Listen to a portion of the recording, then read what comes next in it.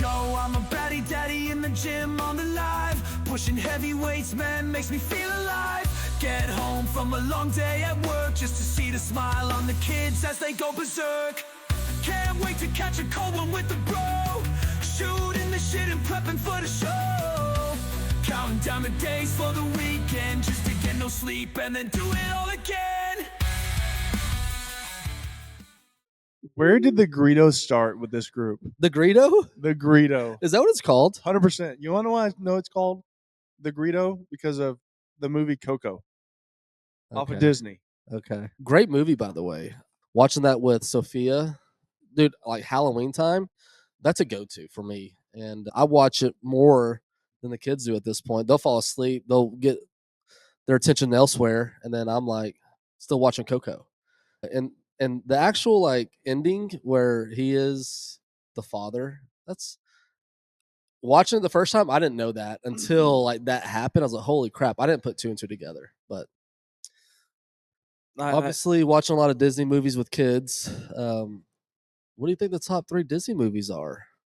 Hold on, my top 3 or as a parent with your kids, top 3?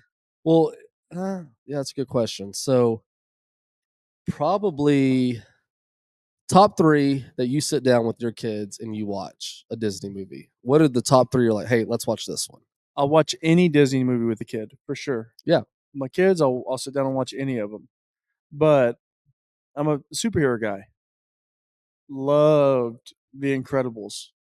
So, and Lee just loved any Disney movie. But top 3, number 1, I would say that I enjoy the most and still watching with my kids is still Incredibles 1 or 2, whichever one, for sure. I also love, what's the one? It's Hispanic based. You should know this. It's a magic family. They all have powers. Cantu? Encanto. Encanto. Yeah. Why'd you say it so white? Encanto. Encanto. There you go. And what does that mean in Spanish? I honestly don't know. And I've never watched that movie from start to finish. I've seen it plenty of times, but I've never actually finished that movie with the kids. You like Coco. Coco. You like Encanto or Encanto or whatever it is, however you pronounce it properly. So you're saying Incredibles, Encanto? With my kids, I love watching that movie because I think the songs are great. I love it when the strong sister sings. You were the strong sister for Halloween one time. 100%. Yeah, dude. It still didn't get best costume. Yeah. No, I think it did. Really? I don't know. I don't remember. But yeah, man. I feel that was a good costume. I filled that dress out good. Yeah. I filled it out good. But Monsters Inc. Monsters Inc. But that's okay. Monsters Ball. But we say Disney. We don't mean Disney brand. We mean animated movies, right? So is that not that's Disney? Pixar. Okay. So it's not technically Disney, but yeah, Monsters Inc. is a great one. Toy Story. I mean, I know we're talking about Disney, but now like we're just talking about animated movies now. But Toy Story is a must. I mean, Toy Story is a foundation of my childhood. After watching Toy Story, I used to set my toys up before I left the house, all my action figures, and I would remember where I put each one. I'd talk to them, tell them bye, I'll see you later, come back, and if any of them moved, I was like, and it was always like Wolverine that moved, like my Wolverine toy. I was like, let's go, Wolverine, let's go. Taylor's a huge comic book fanatic. You read comics, you collect comics, like it's a hobby of yours. I never really got into it that much. Obviously, watched Avengers. You know, I watched the big box movies for sure, but Toy Story for Sophia every night, dude. 1, 2, 3, and 4, and I saw they're coming out with a 5th. The fact that they have 5 stories to tell Toy Story, like, what are we doing? It's getting drawn out. You think? Yeah, well, it's more in like political philosophy. You know what I'm saying? Like today's trends and stuff like that. But and listen, Toy Story is just about toys coming alive, what they mean to children, and the impact they have. You know, as you get older. They kind of lost me in 4 with Forky. I hated that character. I hated the antique store I can enjoy 90% of the animated movies for Yeah. sure. Even like the podunk ones on Netflix that Lee watches.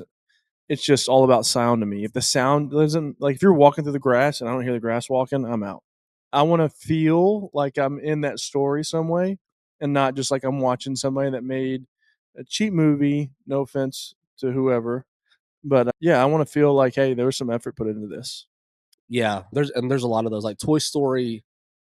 I still pay attention to, like, when they're in a room, the detail, like, of the trim board or of a door handle or, like, scuff marks on the flooring. Like, there's a lot of things about Toy Story that they nailed it, dude. Like, and it changed animation for forever, from the first one in the '90s, I think early '90s, to now. But Have you gone back and like watched Shrek I love Shrek. as an adult though? Yeah. I 'Cause I love the newest one where he gets so upset.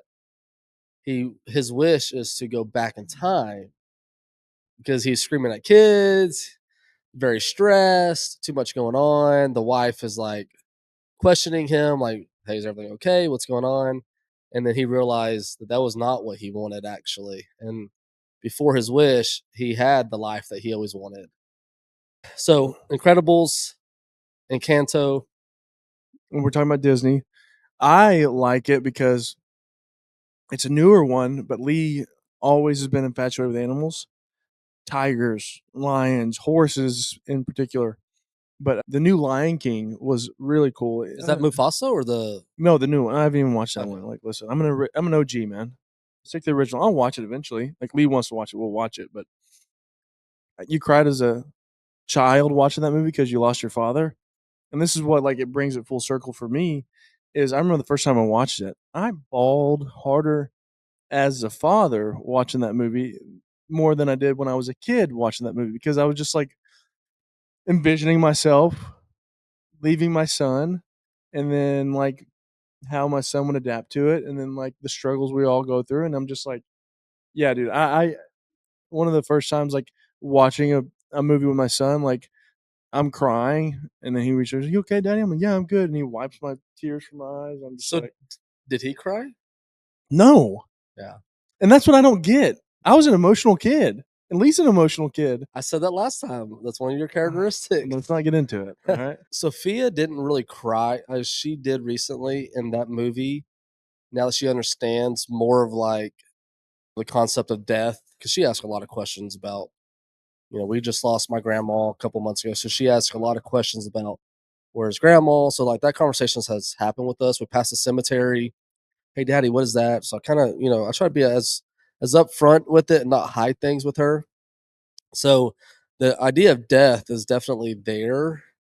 And so the last time that we watched it, she actually was turning away, trying to hide that she was tearing up about it. But yeah, that's definitely up there as well. So you said Credibles, Encanto, Toy Story, or Monsters Inc. I mean, you've named them all now at this point.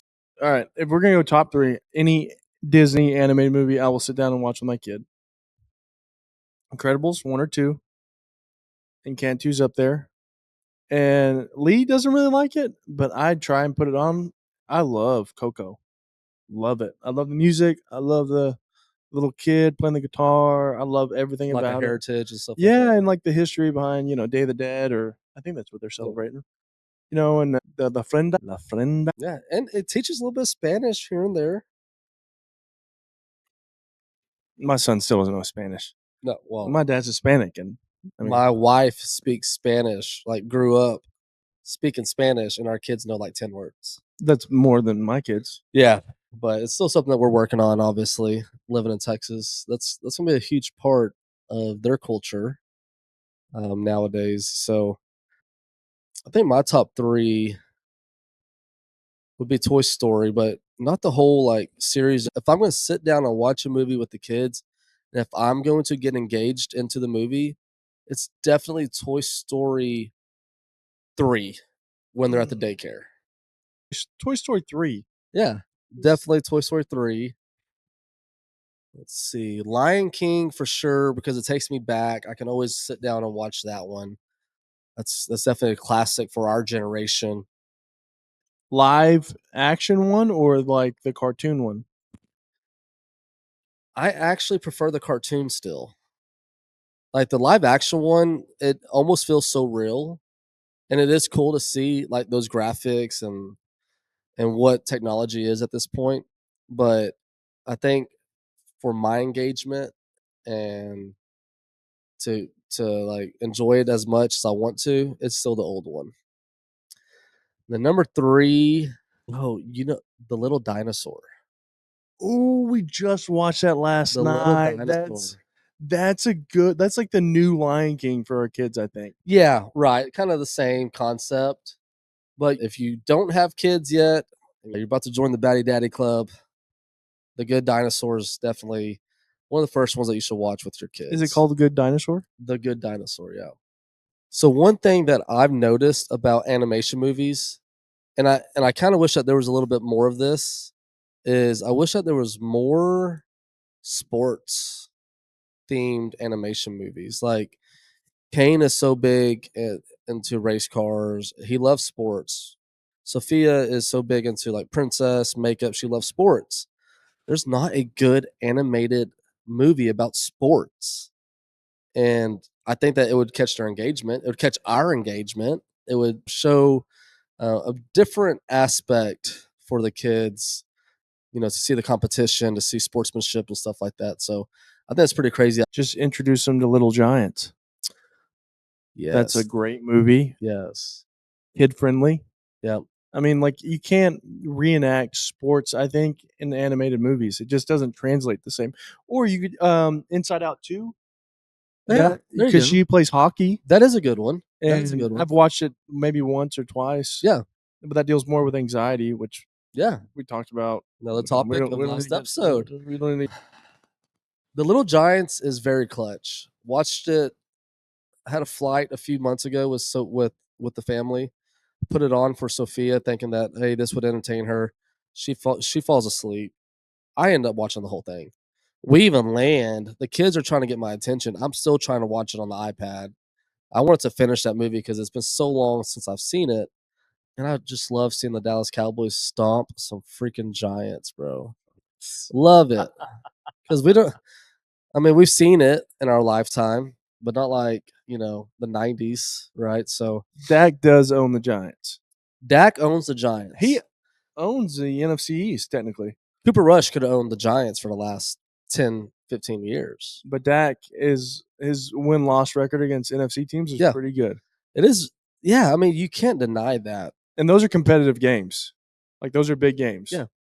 He can't win a playoff game, but he can definitely show up in an NFC game. Win or loss, like he's going to show up. Well, speaking of, I mean, there's still 2 NFC East teams in the playoffs. You have the Redskins or the Commanders. You have the Commanders. They're still the Redskins, man. I mean, like we get it, Washington, whatever. Yeah. But they're still the Redskins, 100%. So you have the Eagles versus the Rams, and you have the Commanders versus the Lions. Let's talk some playoff football here. I want to hear your dark horse. Who's your dark horse? I know who you're going to say. You're going to say Washington because you love some Jaden Daniels. Wrong. I got 2 dark horses. Rams because they have Matthew Stafford. They have that experience. Kyron, Your boy Kyron. Dude, that's my fantasy boy.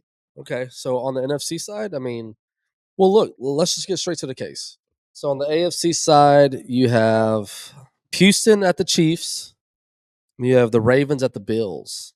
So I think the only surprise there is Houston, and they are not my dark horse. I think that they get stomped. I think that all year they've shown that they play down to their competition, and when they do play a good team, somehow, some way, they get lucky enough to just squeak by. I would never, out of all 8 teams remaining, and Vegas is going to probably back me up on this, but Houston is by far my first one to say no. That's not my dark horse. So secondary dark horse is probably going to be the Eagles, and maybe you don't want to call them a dark horse, but they're not getting the love that the Lions are, the Bills, the Ravens, the Chiefs. I mean, out of all the teams right now, Hold on. You are rooting for Philadelphia? So I'm not rooting for them. But Yeah, if I but was your to pick a dark dark horse? horse, a dark horse doesn't mean that's who you're rooting for. That's not a dark I horse means who do you think can come out of this game and win or advance and make the Super Bowl run? And the Eagles have done it. And they have Saquon Barkley. They continue to improve. I mean, and they win those good close games. They've beaten really good teams. there's nothing in me that could say anything good about Philadelphia. And that's not because I'm 100% I'm a hater. But like Philadelphia's fan base is the worst, like everybody knows. But it makes me I can't even draft one of their players on my fantasy football team because I don't want to root for Philadelphia. Like Saquon, couldn't pick him up, don't want to pick him up because he plays for Philadelphia. It was a Now bad next year's a choice. different It was a story. bad choice, brother. I understand that, but no, I hope Philadelphia chokes again. I want them to because they've won a Super Bowl in the last 5 years with Nick Foles as their quarterback. And yeah, I can't do it. I don't mean to ruin your parade, but I just had to call you out. You're not a real Cowboys fan if you think Philadelphia is a dark horse. Again, I'm not rooting for them, but if my money was to say pick one of the lower teams as an underdog to win the Super Bowl, I would put my money on the Eagles. So we got the Texans at the Chiefs. Chiefs. It's going to be a close game, but Chiefs. Commanders at the Lions. That's going to be a close game, and I'm torn because I want Washington to win because they're one of my dark horse teams. But I love Dan Campbell. I love Detroit. I love that whole team and everything that they've built. So I would call Detroit. I call Detroit. Rams and Eagles. Rams, and I'll tell you why. It's going to be I think it's going to be within 10 points, and I don't think you can root out Matthew Stafford in the playoffs going into the fourth quarter. And the Rams are hot right now, dude. They're playing good football. They got a lot of talent on that team. They're pretty healthy. Yeah, I'm calling the Rams. Ravens and Bills. I think that's a coin flip, but you're talking about two MVP quarterbacks. I think Josh Allen has played out of his mind this year. The Bills, who do the Bills have offensively? That's really all they need. Yeah, but that's my point is like they're doing things that other teams can't do with I don't want to say no names like Khalil Shakir is probably like Amari Cooper. yeah, but what has he done? Yeah. And I love Cooper. I'm not saying like he's washed or anything like that. I'm just saying like Josh Allen is commanding the Bills offense. Their defense is playing sound. They got a good head coach. Yeah, I'm gonna pick the Bills because they're due. And you gotta love Bills Mafia. Like the Bills fan base is like I think 10 years ago, the Bills were like a laughing stock almost. And, all these social media posts of the Bills Mafia kind of made them like a cool team to start kind of like, wow, man, their fans have been through it all, right? Seeing in the 90s them lose the Super Bowl to the Cowboys and then always been in the division with the Patriots. So they've had a really tough 30, 40 years. Well, hell, maybe even franchise.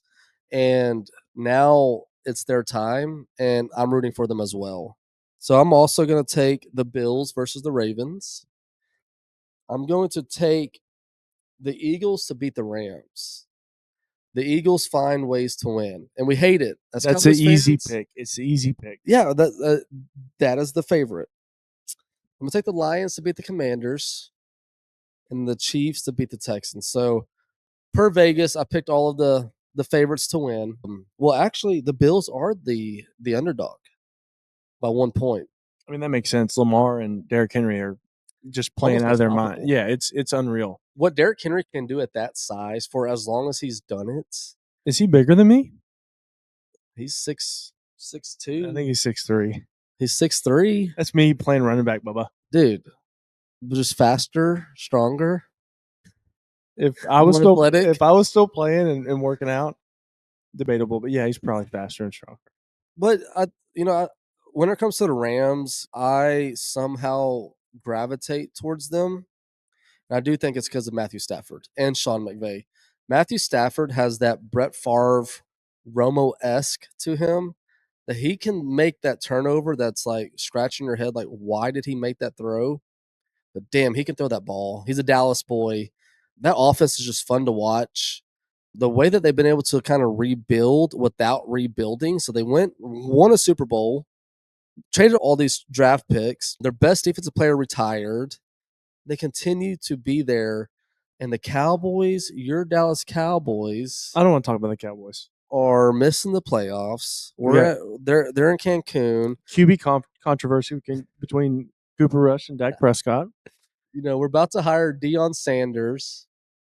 We make fun of the Cowboys, and a lot of times our friend group is saying it's the circus. Like, just enjoy the circus. And Jerry Jones is the leader of the circus, and he's about to add even more of a circus by adding Deion Sanders. I'm not saying that Deion Sanders won't be a great fit. He's not a good coach. I'm not saying that. But the media is going to run away with this. As soon as we start to lose, it's going to be so much more attention if Deion Sanders is the head coach. Do you think he can change the culture, though? When I mean culture, I'm talking about like and that's the NFL. You got a lot of me players in the NFL. The Cowboys is probably top 2 to 5 teams in the NFL that players are playing for themselves. But there's one thing I like about Deion. Can Deion make it more about the team and what they're trying to accomplish versus the player? Dak Prescott, Micah Parsons, CeeDee Lamb, Shador Sanders. I mean, honestly, you say Shador. Man, how fun would that be? It wouldn't be fun. I'm not saying he's going to be a bust in the NFL, but you're going to, whoever picks him, you don't throw him in the starting position. You got to develop that guy.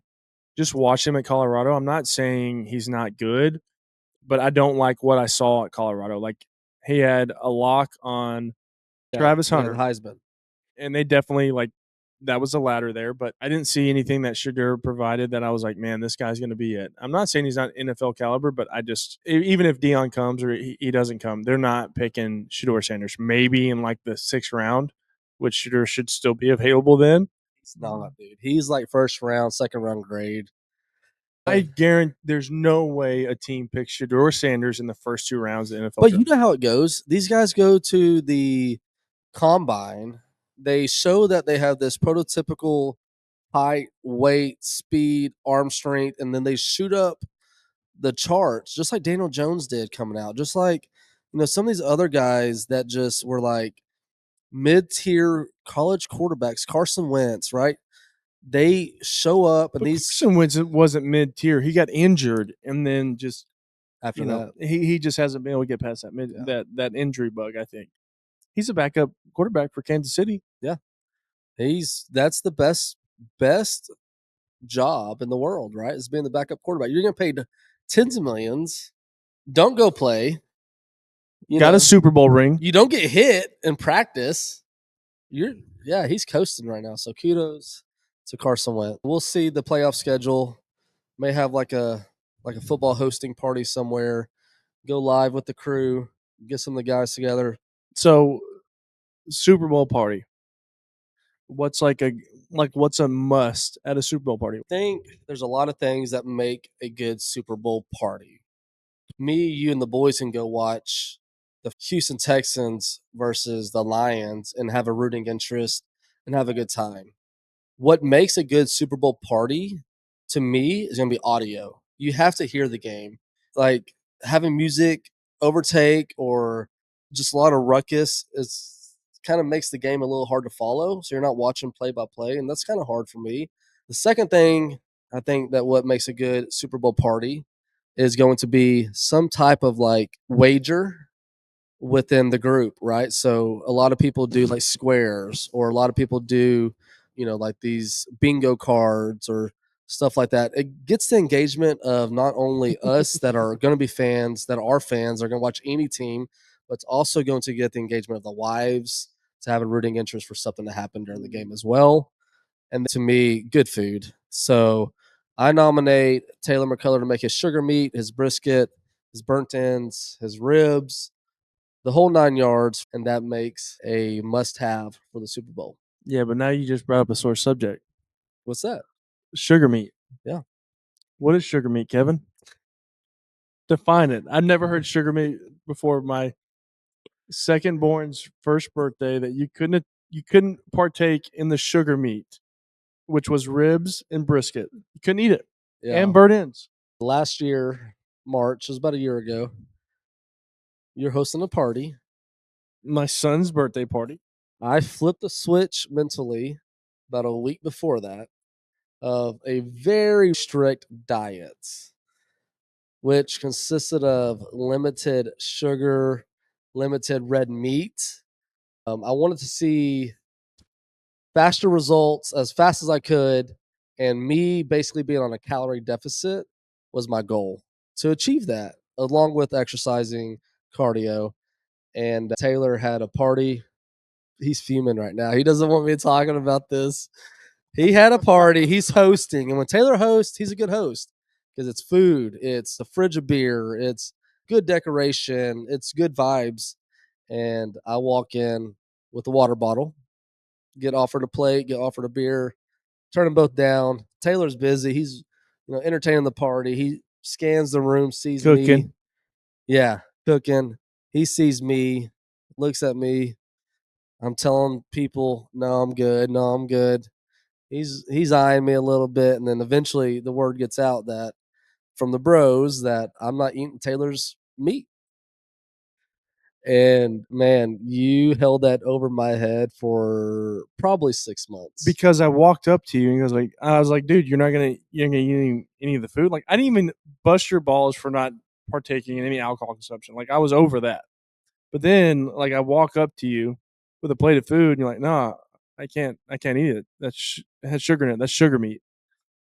And I still am sickened. And I just looked at you, and I looked at your wife, and I was just like, "What are we doing here?" Oh man, yeah. Because I've been on a diet, right? I've been in good shape, and I've never cut out sugar. It wasn't even a thing on my mind. But the And funny thing is that there was no sugar in your meat, but I said it and you heard it and it flipped a switch like this motherfucker. I'm emotional right now about it. And I was just like, this guy comes over to my house, doesn't drink my alcohol, doesn't eat my food. He's sitting over there with a empty water bottle, just squeezing it. I was about to just refill your water bottle. You can't even do that as a host? No, you pissed me off. You're not partaking in my food? I remember all the guests were eating it, showing me their plates, and I was like, oh my gosh, because burnt ends to me, burnt ends is a top 3 food.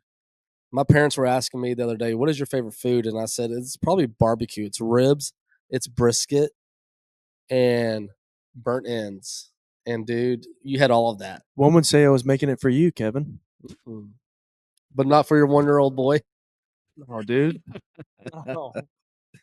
That's the funny thing about birthday parties at this age is like a lot of times these parties are an excuse for us to get to hang out. And I mean, obviously we like to see our kids playing, and as our kids get older, they do play during these, birthday parties and stuff, but it's awesome for us to get together, have that Saturday from 3 p.m. to 9, 10 o'clock.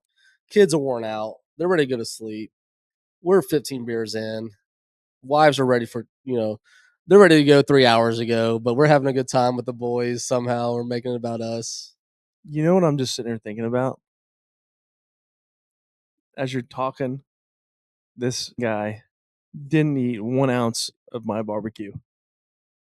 And I'm not saying it's the best barbecue, but it's good.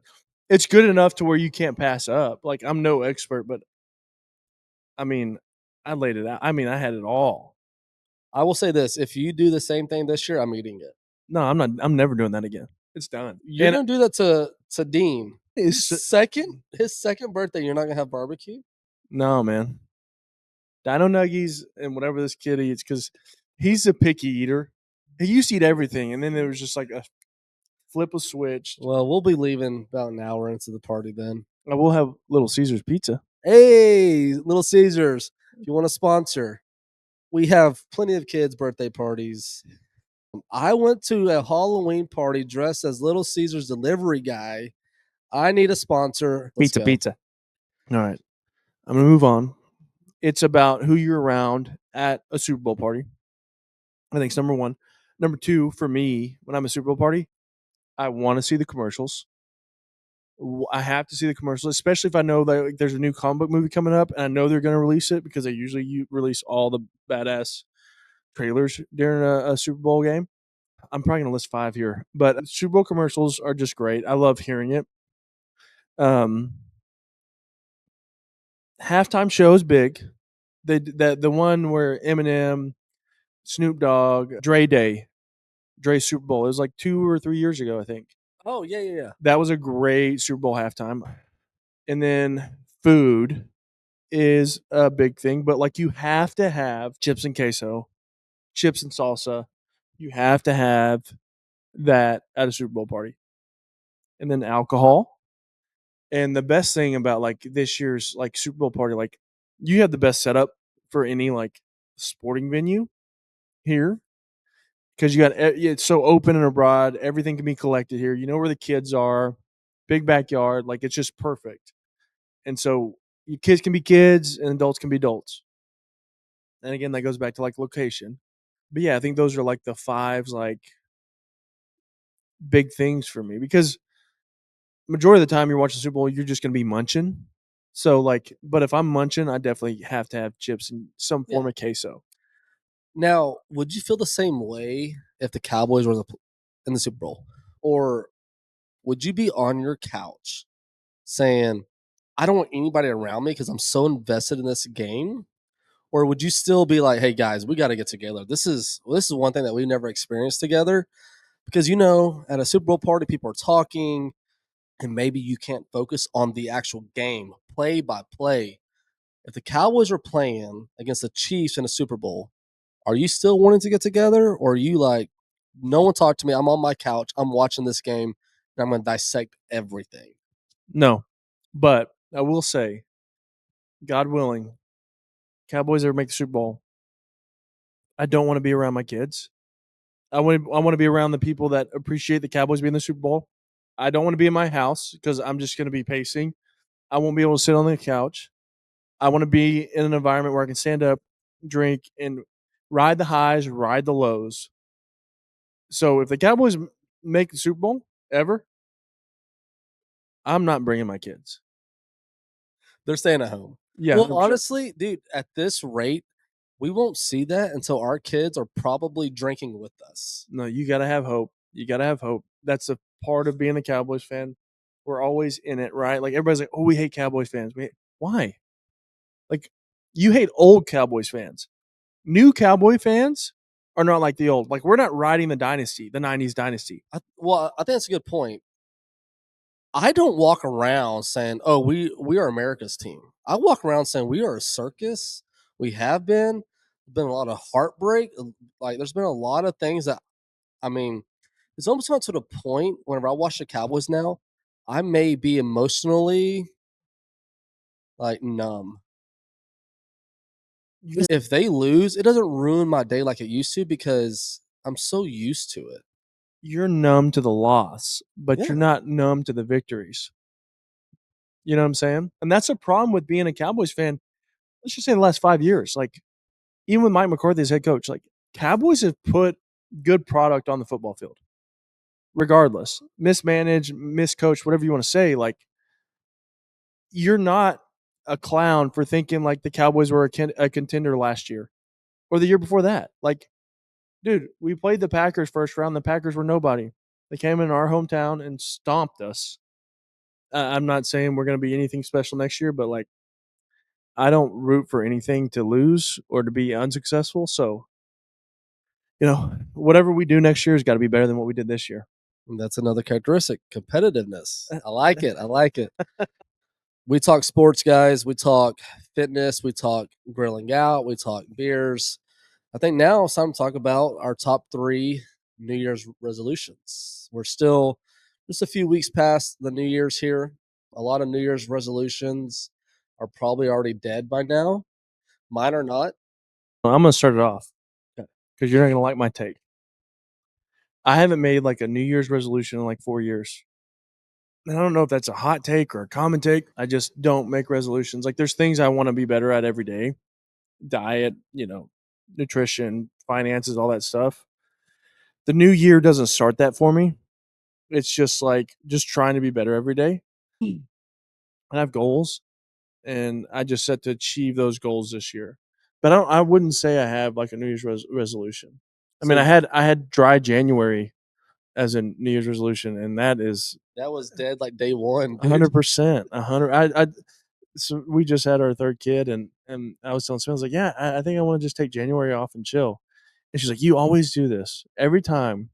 When I'm pregnant, you say you're going to drink less, and you drink more. And then when I'm not pregnant, you don't want to drink with me. So that resolution is gone out the door.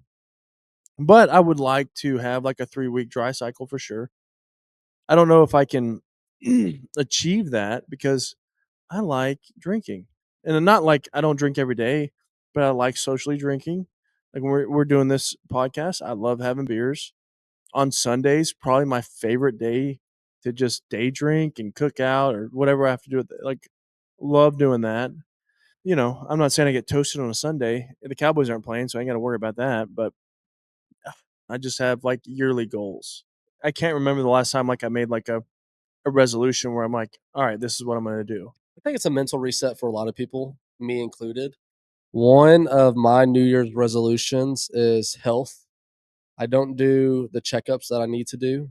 I don't do as a man, the physicals, or as someone that has had a heart condition. I haven't went to a cardiologist in probably 15 years. So going to a cardiologist, checking my testosterone, stuff like that. At this age, just making sure that there's nothing there that shouldn't be there. So that's my first one. Is definitely health. Continue to focus on that, not only by working out, not only by trying to eat better, not only in a fitness perspective, but also in a health perspective. My second one, and this is a weird one, is social media presence.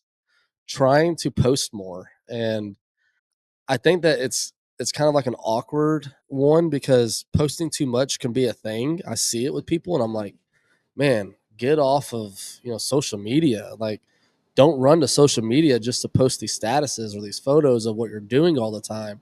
But it's also like almost your personal diary, right? So, yes, I have thousands. I have 29,000 photos in my camera roll. But if I was to lose my phone, sure, I have my backup Apple and all that. But in order for, me to look back on something, the easiest way to do that is in the form of social media. You can scroll your Instagram page, you can scroll your Facebook page. You see the memories pop up, and seeing that is a very fun thing because we share that with each other. Oh man, look at this! 8 years ago, we were in Port Aransas for my bachelor party. How fun of a time! Yeah, it's in your camera roll, but that can get lost. It can get overlooked on social media. Posting that is your personal diary. Maybe even one day my kids may search my Facebook and go all the way back if I'm not here and still be able to see those events. So, social media presence is a big one for me. And then the third one, it kind of involves, y'all as a friend group, but I want to take 2 trips with just me and my family, me, Stephanie, and the kids. I want to take 2 trips as a group, whether it's, a friend group, whether it's, my family, like my immediate family, my brothers, my parents, all the, nieces that I got, and have those experiences to make way and say, hey, this is what we're doing this year because it's going to set a good memory for my kids, in the future. So I'm going to touch base on two of the three because I like what you said about social media because that's the way I viewed social media past like playing football is like highlighting memories in my life. Like that's how I view social media. I want to say birthdays because it's like a bad trend to get in. Like, what's your wife's birthday? You gotta say something cheesy and loving about your wife, and you mean it, but it's just like everybody does that. Or anniversary or like Christmas, all that stuff, and it's good. I want to. That's the way I look at social media is like a new age like photo book. Like our parents used to have a photo book. So that's the way I view social media, is like as a photo book. Because I mean, you know this, our generation knows this. We're the, the social media, guinea pigs, if you will. Like, you look back on, like, you said, I want my kids to look back on Facebook, but like, you remember in like 2008, 2009, 2010, the stuff you were posting on Facebook. It's like, yeah, you don't want them to see that stuff, but Yeah. that's like the embarrassment That was a fun age of social media, dude. That was your way of communicating. Like, you would write on my page and say, "Hey, bro, I'm going to Red Oak this weekend. Are you going to be in town? Hit me up. Let me know later." Like, no, but the things that you do now that I love and I hate at the same time, but I love more than I hate, is when, like, it's like a post from like 2010. I'll be back in town. Can't wait to see you. And then you'll like it from like 2010, and we're in 2025, and you're like, "Hey, let me know when you're in town." That shit cracks me up because I'm like, hold on. So this popped up on your memory feed, and you re-liked it, and then I start doing stupid shit like that. and then it gets engagement. And other people are Yeah, commenting on it. yeah. It is fun. It's definitely a lot of fun. But to see we had like an innocence of social media that is no more. You know what I'm saying? Like, the stuff you posted on Facebook is probably like searchable and findable, but like, you didn't look at Facebook like that then. You looked at it as like a way to express emotions and connect with your peers and let them know how you're feeling, and that's what it was. And then you look back now, and like, I look back and Samantha broke up with me, and I can tell from my Facebook memories, like when she broke up with me, the stuff I was posting, like, how is Taylor McCullough feeling? Taylor McCullough is heartbroken, or something like that. It's just like, and I say like really dramatic things. I'm just like, Yeah. and I'll like sweat just looking at that stuff because I'm just Yeah. like, dude, grow up, man. Like, it's not the end of the world. Like, I married her, had 3 kids with her. She ain't going nowhere. She's stuck, man. That's my She's boo stuck. boo. But the other thing you said, but your family already does a really good job of that. Easter, for example, y'all do a big family Easter gathering, and like, we're a part of that now. Like, I hate when I can't come out and partake in that because that's part of like our childhood memory. It's where me and Samantha got engaged, basically. So y'all already do good things like that. So I just want to let you know, like, y'all do a lot of good, like, big family things within, like, inviting your peers, your friends, the people you want around. I think your goal, what you're saying, is different, but I want to let you know, like, you already do that. Yeah. You know, Well, this year you really don't have a choice because Easter weekend is my birthday. My birthday's on Easter this year, so I made a guest appearance this past year for your yeah, birthday because I'm usually out of town, you did. and Surprised me a I little don't, bit. I don't think you appreciated that the way you should have. Like, I made sure to go out of my business meeting to come back in town, book a flight to come back this day. Don't let Kevin know. And you were just like, "Hey, what's up, bro?" I'm like, "This mother That is effer, not dude." true. That was not my reaction. 100%. You're like, I don't wear my emotions on my sleeve, brother. I'm not as emotional as you, but I did appreciate it. Absolutely. And, guys, we try to keep it uncut. We try to keep it real with you guys. Episode 2 of Baddie Daddy. We hope. We took some suggestions. We took some feedback. We took a lot of compliments and a lot of encouragement. So we appreciate that for sure. Continue to subscribe, continue to share, continue to like. This is something we're doing for fun. But at the end of the day, it definitely is a movement. It's something that we stand by. It's something that we 100% when are. are we getting merch? Hopefully soon, we'll be introducing some shirts, some hats. Next episode, we'll have some shirts to display. Okay. Taylor just called it out. We will definitely be wearing some Baddie Daddy merch next episode, and we'll go from there. But Baddie Daddy. Baddie Daddy for life.